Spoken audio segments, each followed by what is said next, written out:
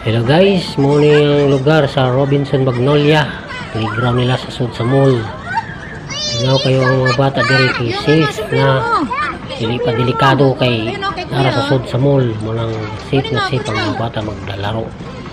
Hindi lang kung may mga batang nag-aaway. Pero kailangan gabayan palagi at bantayan ang inyong mga pamangkin, mga anak o mga bata na yan. Dahil ito, dalawang pamangkin. Ano yung gusto ng isa, yun din ang gusto ng isa. Kaya minsan nag-aaway, nag-aagawan sa isang laruan. Ito yung dalawa na to ang ano lang, maglalaro sa loob ng bahay. Sila lang dalawa, wala silang kalaro. Yun ang batang sipat. Gustong pumunta ng toys daw kasi titingin daw siya.